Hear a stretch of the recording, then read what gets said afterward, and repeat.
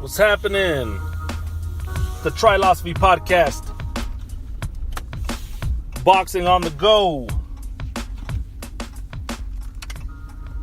All right. So let's talk about the weekend's fights. September 22nd, we had Eddie Hearn's first card on his exclusive deal with DAZN. So I only made it to the main event.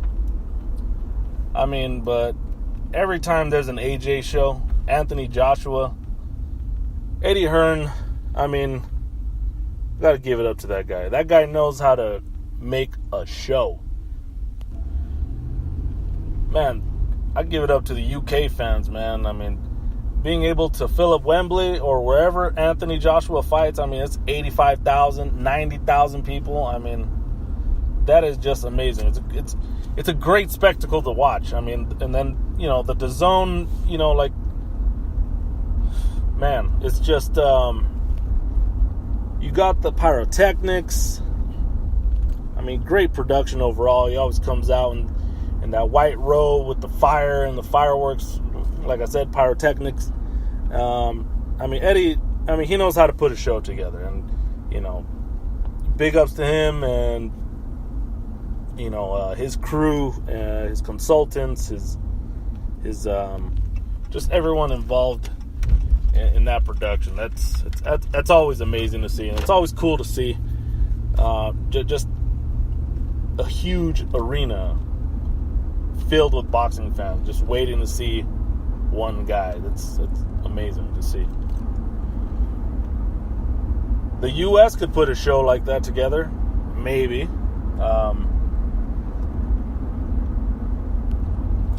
Why doesn't the U.S. make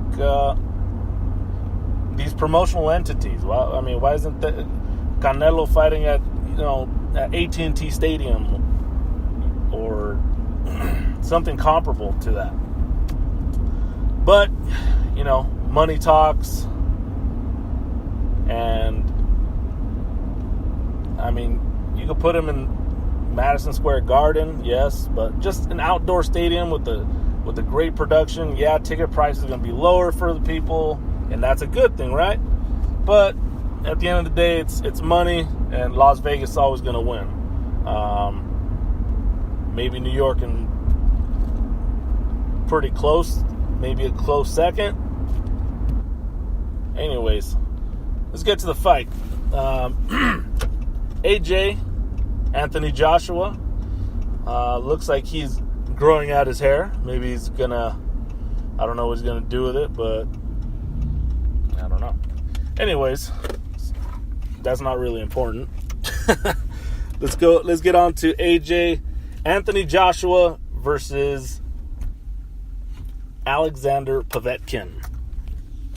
This is another fight where some people are talking smack that, that old guy, Anthony's going to run all over him. We know the result. But like I said on the last show, the guy has knockout power. The guy, Povetkin, either way has power. So, you shouldn't. He just knocked out David Price. The guy's he was 39-1 going in, right? I'm sorry, correction, 34-1. Now he's 34-2. But the guy, at that point, he had only lost one time. Yeah, you can argue also. Well, you just say what the facts are, okay? The guy had been popped twice for PEDs. The guy was guilty. It is what it is. But coming into this fight, yeah, he was 39 years old. I still had Anthony Joshua winning. I just thought it was going to be a really, I thought it was going to be a very hard fight. And I thought it was going to be a dangerous fight. That's what I said. Okay, first round. AJ was, he got rocked. at the end of the first round. I was like, oh, shit. My goodness. And I was like, I was just thinking this could be it. But he got, it was right before the bell rang. Second round came out. AJ still looked a little, not himself. All the way up to about 6th round, AJ came back, probably started winning rounds from the 3rd on. It's probably even. I didn't really score the fight, just kind of like in my head when I was watching it. Then round 7, you have AJ connected with some big shots, put him down. He got up again and put him down again, and that was the knockout. The crowd exploded, and by the 7th round, you could say the crowd, the viewers should be satisfied. Like, okay, yeah, AJ really, we knew he had power. We knew he's a big, strong man, going up against a veteran, yes, but something I just wanted to point out. I haven't seen any Anthony Joshua fights pre-Klitschko, okay? I'm not going to lie. And for me to see him for the first time right there with Vladimir Klitschko and hearing, this guy's knockout artist, and when he went down and then Klitschko went down, and after that great fight, which was my fight of the year, I saw that as, and I believe Klitschko was 40 years old at the time, okay? So, from then on, Anthony Joshua has pretty much just chopping guys down, chopping them down. But I just want to point out, Alexander Povetkin is 39, and Klitschko is 40. And those have been his two most challenging fights. AJ was bleeding in the 2nd round. Okay, I don't know if his nose got broken or not. I think Carlos Takam broke his nose too. The guy got rocked. He almost went down. It looked like he kind of stumbled towards the end of that 1st round. But, I don't want to say the guy has a glass chin, because he's gotten up and he's rallied back, against, but once again, a 40-year-old Klitschko. Okay, these guys are not in their prime, still very strong. They are veterans. Impressive records.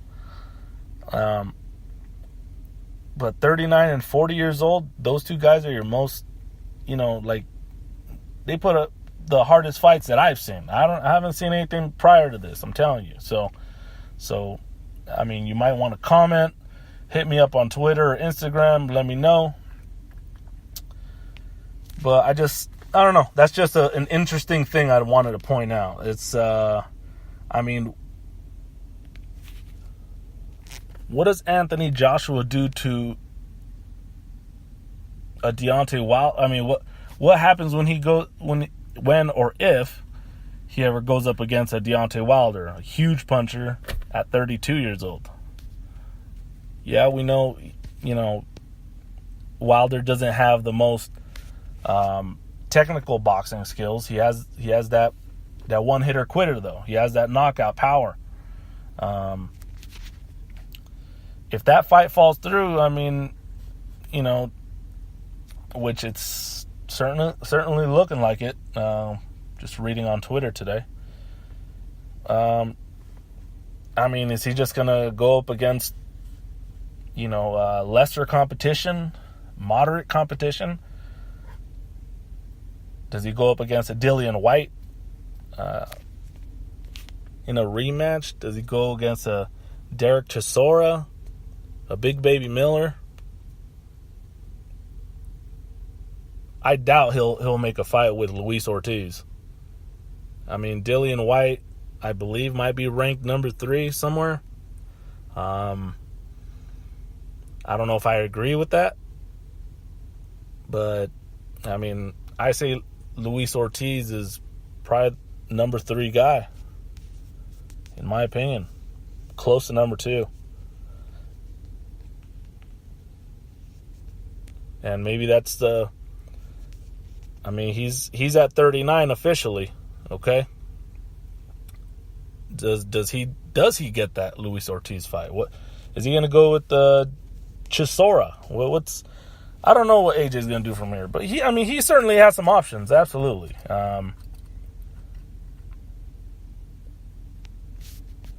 Is he going to make an American debut anytime soon without Wilder? Time will only tell, but there's definitely options. And Anthony Joshua came out victorious last Saturday, and the guy's a superstar. He is internationally. I mean, well, at least on that side of the world, you could say, Canelo, or I mean, I don't know. Yeah, I guess Canelo's probably the household name over here in the Americas, but Anthony Joshua rules Europe. He has some training in Dubai. I mean, I'm sure everywhere over there they know him. And I mean, if he's selling 85,000, 90,000, seats, major superstar. So, big ups to him and Eddie Hearn. And looks like DAZN is off to a great start with Eddie Hearn and the programming that he's the bouts that he's providing so far. It's only one, but I mean, DAZN has several cards from now until December that look pretty interesting, pretty promising. And I'll get to that in a little bit. This weekend, we have the World Boxing Super Series final in the super middleweight division, and that is also, guess what, the return of DAZN this Friday. All right? I said a weekend, but okay, Friday after work, call that the weekend. You got George Groves versus Callum Smith. And we know George Groves had that shoulder injury. Was out for a couple months. Did some rehab. Got back into training. And now they'll be facing each other in the final. And this will be for the Ali Trophy and the WBA Super Middleweight belt, as well as the WBC Diamond belt in Jeddah, Saudi Arabia. As far as the schedule from now until December 22nd, it looks like, and this source is from, off of Kurt Emhoff's Twitter page, and he's at @boxing_ESQ Esquire, I believe. So we just talked about Groves Smith, okay? That same Friday on ESPN or ESPN Plus, you have Uzcategui versus Maderna, and then you have Ancajas versus Santiago. This Saturday, Linares coming in at junior welterweight at 140 on Facebook Watch against Abner Cotto. You have Victor Ortiz versus John Molina. You have October 6th, Jesse Vargas versus Delorme. Beterbiev is going to be on there for the fighting for the IBF light heavyweight title on DAZN. Season 2 of the World Boxing Super Series. You have Inoue versus Bayano and Relic and Troanovsky, it looks like. And Shiro Melindo. And that'll be on DAZN. October 13th.